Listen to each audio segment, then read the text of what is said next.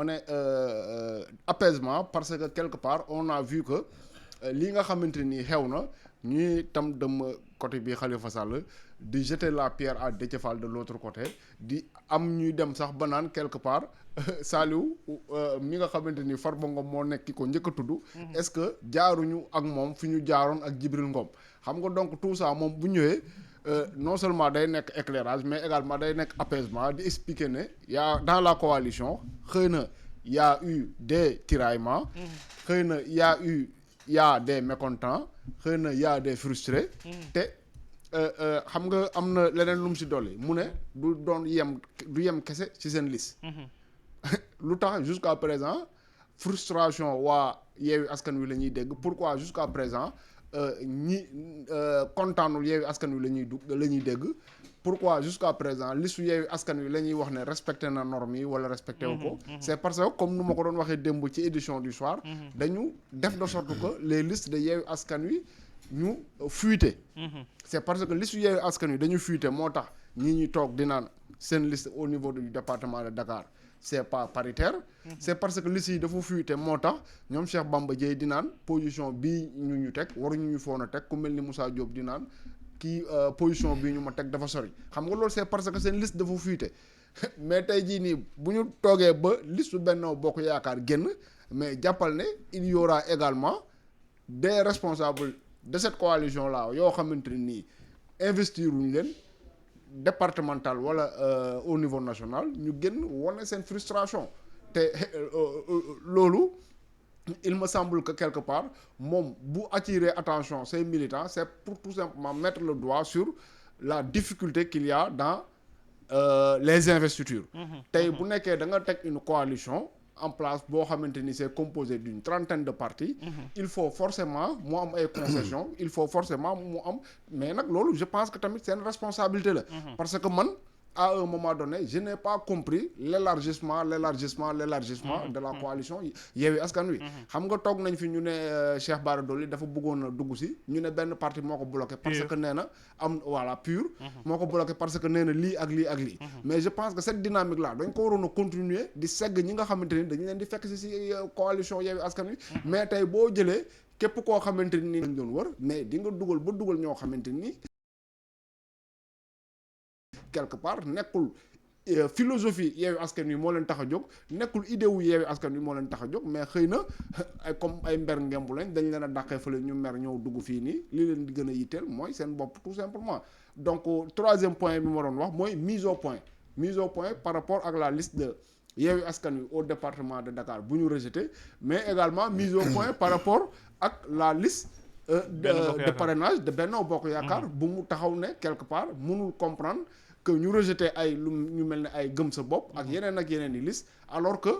Benno Bokk Yaakaar mi nga xamante ni seen patron moo nekk à l'initiative du parrainage ñoom seen bopp respecté wuñu ce parrainage là donc loolu pour man mise au point la boo xamante ni quelque part bu nekkee ne ñoom tey jii nii jàpp nañ ne élection législative yi xëy na reconnaître na leur responsabilité ci la liste non paritaire bu ñu déposé mais également joxoon na tout baaraam waa Benno Bokk Yaakaar seen liste bi nga xamante ni respecté wul les règles Georges Nesta ba nga déggee conférence de presse su Yewwi Askan Wi notamment Ousmane Sonko lan moo nekkoon say impression balaa ñuy dugg ci bu Benno Bokk Yaakaar waaw bi ma dégloo version wu conférence presse wu Yewwi Askan Wi jëlee naa si ay njàngat yu bëri. Au moins ça a permis Sénégalais yëpp xam fi dëgg bi féete parce que depuis bu ñu demee seen dépôt liste bi fële à la direction générale des élections bu liste bi fii tey ñu ne liste bi elle n'est pas paritaire version bi nekk dégg nañ ko dégg nañu version wu Déthié Fall dégg nañu version Barthélémy Dias dégg nañu version Saliou Sarr mais ñu bëri sax daaw nañ ne mais tekkaaral bi Ousmane Sonko nekkee si mbir mi dafa xaw a kéemaane dafa xaw a inquiété ñu bëri. yaakaar naa démb xaw ma barke démb nga ma ko doon laaj. maa la koy laaj di la naan naka mépris la. est-ce que c'est du mépris wala mu ne la non c'est peut-être une attitude. wala indifférence. ne la non ça ne peut être une attitude d'indifférence parce que forcément li xew noonu au niveau de la liste de Dakar day am impact si liste nationale bi nga xam ne moom Ousmane Sonko moo ko jiite. parce que bu fekkee ne tey dañu invalider liste Yewwi Askan Wi à Dakar ba tax peut-être certains militants frustrés bañ a dem voter ji forcément day impacter sur le résultat total boo xam ne moom la Yewwi Askan Wi di am au niveau national. parce que voix yooyu quoi qu'il en soit bu ñu nee Dakar par exemple Yewwi Askan Wi am na fi ay presque 100 000 voix mais 100 000 voix tuutiwul. donc ça quand même ça ne peut être une attitude d'indifférence. moo tax ne peut-être c'est une attitude boo xam ne voilà de retenue. pour jéem a xam li xew yëpp. te man yaakaar naa bi ma ko déggee démb moom xamoon na lu xew yàgg na parce que même bu ko fekkee Ziguinchor tamit. wax na ne ab jokkoon ak Barthélémy Diaz ak Khalifa Sall kon moom xamoon na lu xew. et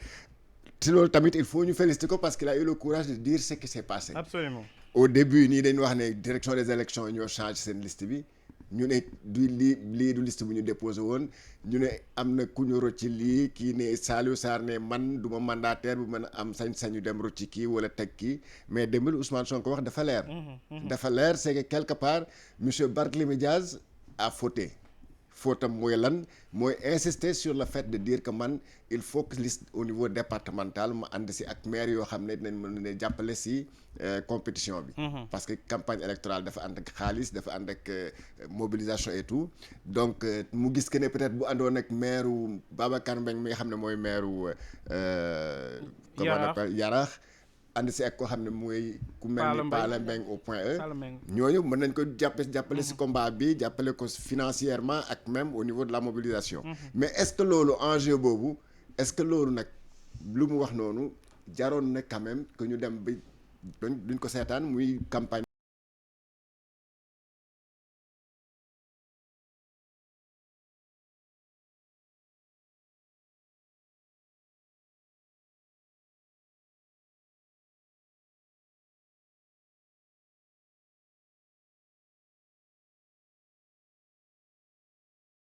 moom kese.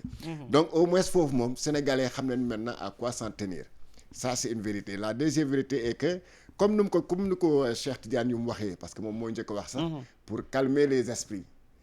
appeler les uns et les autres à la retenue. maanaam ñoo xam ne par exemple ñoom la ñuy tuddee entre guillemets les frustrés de Yewwi Askan Wi nga xam ne ñoo njëkk def seen conférence semaine passée ñooñu yëpp woo na leen à la retenue pour xamal leen que ne il n'est pas question que ñu tas. coalition bi nga xam ne Sénégalais yu bëri dañ ci gis seen bopp ça c'est quand même une mise au point très importante te je crois que ñoom ñi nga xam ne ñoom la ñu destiné discours bi maanaam les frustrés entre guillemets war nañu aussi prendre du recul jël de la retenue ñëwaat dans les rangs mobiliser waat pour je ne sais pas arriver à l'objectif visé bi nga xam ne moom la Yewwi Askan Wi bëgg maanaam dem fële jéem a indi peut-être ce qu'on appelle imposer à la coalition présidentielle une cohabitation à l'Assemblée nationale mais loolu ça ne peut pas se faire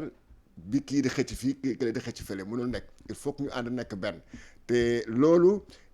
li ñëpp doon wax parce que ñu bëri surtout nekk côté mouvance présidentielle ñu ngi doon depuis affaire bi mu xewee ñu ngi fecc di tàccut naan waaw Yewwi Askan Wi tas na d'ailleurs moo tax gis nga là pour démentir aspect boobu certainement Mame Birame wax na ko loolu moo tax ñoom Sonko am na siège mënoon na dem aussi si siège u Déthié Fall mais il a préféré pour faire taire les rumeurs dem defee seen conférence presse am fële nga xam ne mooy siège u taxawu Ndakaaru te loolu quand même c'est un symbole parce que bu fekkoon ne tey comment ça s'appelle moo Khalifa Sall mi nga xam ne mooy patron wu taxawu Ndakaaru bu fekkoon ne seen nekkatuñu mburoog sow pour reprendre l'expression de l'autre xam naa ne duñ ko jox caabi permanence bi mu ngi fay def conférence de presse certainement même vigile bi bu dofee sax dañ ko ne non il faut que mu woo ba pare borom kër gi nga xam ndax mën nga fi def conférence de presse donc loolu ça montre que ñoom entre eux amul divergence entre Khalifa Sall Barthélémy Diaz wala Ousmane Sonko la preuve c'est que Ousmane Sonko ce matin moo ànd ak Barthélémy Diaz dem fële si permanence si tribunal pour gunge ko donc loolu yëpp day wone ne normalement effectivement sorti Ousmane Sonko démb am na benn importance bu mu am surtout dans l'esprit di ñoo xam ne ñooy si Yewwi Askan Wi parce que ñi nga xam ne seen leaders yi naam am na divergence parce que y a des gens il faut le dire sont frustrés te loolu Ousmane Sonko ñëw na si demee ne il faut que nit ñi aussi nangu ne am na des petits partis am na des grands partis loolu kenn mënu ko dindi di gisee ñaar ñu ànd faw mënoo am une coalition de 26 partis te nga ne ñun ñëpp ñoo yem doole. loolu mënul nekk. dëgg la loolu moom. toog di nax sa bopp la. parce que ku nekk boo gisee mbooloo moo gis ku nekk xam nga ku la si mën. si mbooloo moomu. nit nag man damay faral di wax ne gis nga ñeenti nit wala juróomi nit bu ñu àndee mënuñoo dugg buntu bu ndaw bi nga xam ne 1 mètre la ñoom ñëpp ñeent juróom mënuñoo aligné ñun ñoo duggandoo. foog mu am ku jiitu kenn ki topp wala. mais bu ñu bëggandoo duggee si buntu xanaa ñu toj buntu bi benn yoon. ñoom ñoom ñu toj miir bi ñu duggandoo def franc duggandoo loolu rek la donc mais dans ce cas là donc coalition bi faw mu am dinaa dégg ñoo xam ne ñu ne coalition bi ñeenti parti ñoo siy décider. mais loolu mënoo ko bañ aussi mënoo ko bañ comme ni ma la ko waxee rek par mbooloo moo gis am na ku koy jiite xanaa waxuñ nag diw yaa mujje mais diw yaa jiitu moom loolu faw mën a am. c'est comme Benno Benno xam nga da ngay dégg même au niveau de Benno Bokk Yaakaar. da ngay dégg naan le Benno des 5. loolu dañ ko doon wax am na parti yoo xam ne si biir Benno dañu ne toujours le Benno des 5 ça veut dire Rewmi AFP PS PIT ak à la moindre mesure l'APR muy 5. ñu ne ñoom ñoo ko yor. léegi pour ce qui est des listes nag qui ont fuité ça c'était normal. c'est-à-dire que coalition bi mel ni Yewwi Askan Wi nga xam ne peut-être Khalifa Sall moo yore liste bi moo ko confectionné. mais il fallait mu am fuite parce que dañoo ñu ko ngànk ñoo bëri te Khalifa Sall mënul woon jël liste yi rek tëj ko ñu koy naan mais yow lu tax joxo liste yi. mënu ko par contre ici si Benno Bokk Yaakaar ça se comprend parce que Benno Bokk Yaakaar benn baat la benn kilifa la mooy Macky Sall bu defee listam bu ko tëjee sele ko kenn mënul xam lan moo nekk si liste bi. jërëjëf Georges te loolu moo xew actuellement à Benno mais donc Benno Bokk Yaakaar n'est pas à l'abri des critiques et des protestations da ngay xaar ba mu génn rek. dinañ ñëw léegi ci Benno Bokk Yaakaar Georges Nesta mais laata loolu ñu nuy beneen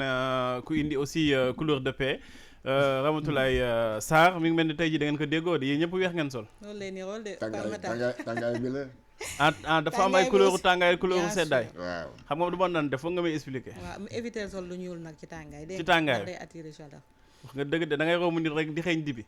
yaa ko wax de. jig leen di Ramatoulaye